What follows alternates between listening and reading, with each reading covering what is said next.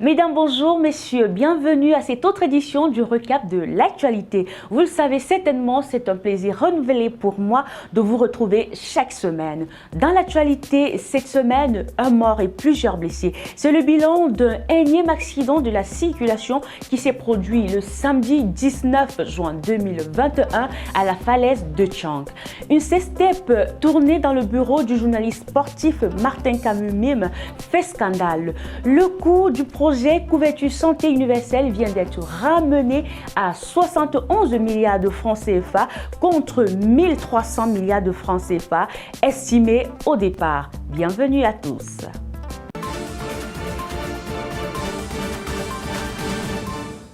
Depuis plus d'une semaine, l'opinion publique est fascinée par un feuilleton médiatique mettant en scène une jeune fille et deux hommes. 4 photos et une vidéo montrant les ébats intimes d'une jeune fille identifiée comme Malika Bayemi avec un individu non identifié ont fait irruption sur la toile dans l'après-midi du 16 juin 2021. On voit cette jeune fille également posée avec le journaliste sportif et directeur de la radio Sport Info, Martin Kamumim, dans les locaux de sa radio. La vidéo est très vite devenue virale sur les réseaux sociaux et a provoqué une tollée au sein de l'opinion. Face aux critiques, Martin Kamumim reconnaît que tout s'est passé dans son bureau mais nie une quelconque proximité avec les deux autres personnes filmées ainsi que son implication directe. Il est d'ailleurs soutenu par son entourage qui affirme qu'il serait victime d'un complot ourdi de la part de ses détracteurs pour ternir sa réputation. Mais plusieurs autres témoignages des femmes l'accusant de comportements déplacés se font entendre.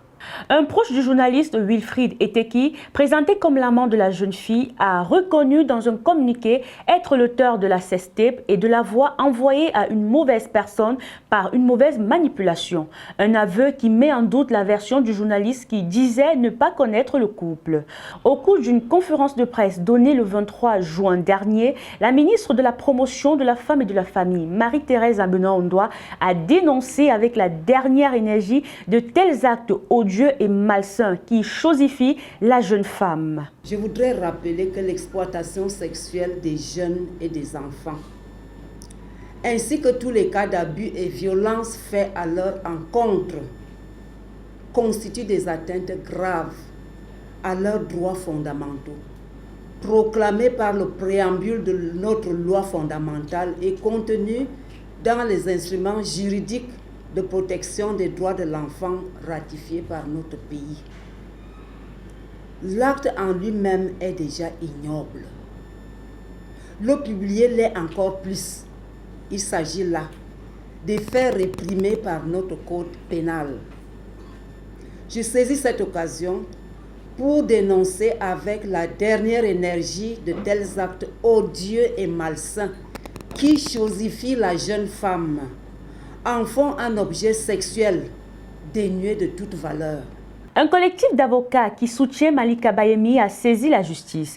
Nous venons ce jour de saisir le TPD de Douala Bolandjo d'une citation directe contre des personnes suspectées d'être impliquées et nous travaillerons à ce que la vérité soit dite dans le respect des principes d'équité. Le 16 juin 2021, aux environs de 16 heures, les réseaux sociaux ont été inondés de photos et vidéos prises dans les locaux de notre entreprise. Submergé par la déferlante des messages, j'ai été troublé par cette situation inédite dans ma vie. Devant Dieu et les hommes, je regrette cette situation malheureuse.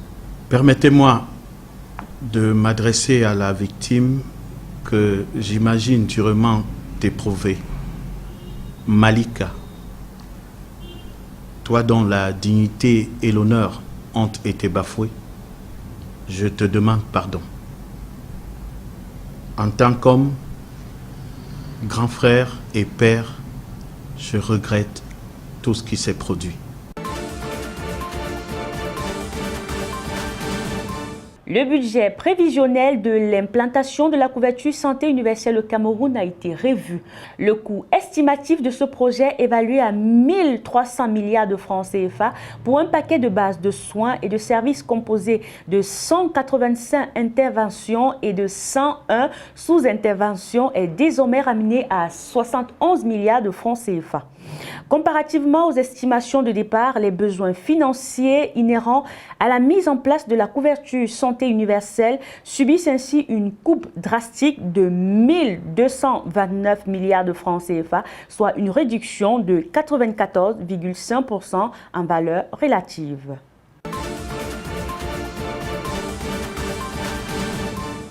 Les éléments de la brigade de la gendarmerie de Lonkaka Yaoundé sont parvenus à démanteler une clinique clandestine spécialisée dans l'avortement illégal. Suite à l'exploitation des renseignements signalant qu'une clinique clandestine pour l'interruption volontaire de grossesse était en activité au quartier Etouameki, les enquêteurs ont procédé à la fouille de la dite structure. La descente sur le terrain a permis de surprendre l'auteur de l'activité en flagrant délit sur une jeune fille âgée de 19 ans enceinte de 2 mois. Selon la gendarmerie, le coût des avortements pratiqués dans cet établissement variait entre 10 000 et 50 000 francs CFA en fonction de la durée de la grossesse.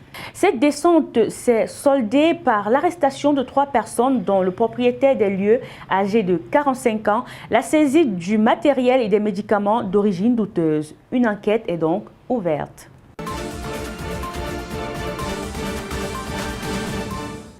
Alors, le train express entre Douala et Yaoundé reprend du service le 1er juillet 2021. L'annonce a été faite dans un communiqué du ministre des Transports, Jean-Enes Massédanga Lebibéré. Selon le ministre, le voyage inaugural qui se fera au départ de la gare centrale de Bessengue à Douala va permettre de lancer une nouvelle offre de transport par train entre Douala et Yaoundé. 2 trains quotidiens au départ de Douala à 6 h et Yaoundé à 14 h 30 vont desservir à l'aller comme au retour les gares des Eka, Messondo, Makak et Ngoumou.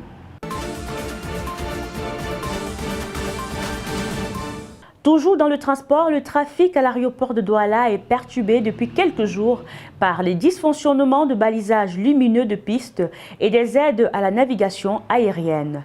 Ce dysfonctionnement serait lié à un défaut d'isolement de l'ensemble des câbles. Tout est donc mis en œuvre pour un retour à une exploitation normale.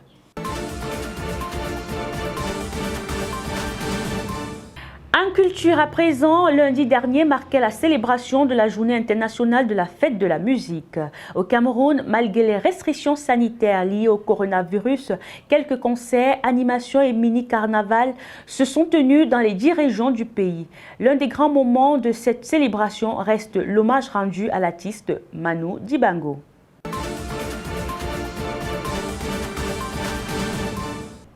Nous sommes arrivés au terme de cette édition du Recap. On se dit à très bientôt. Bye bye.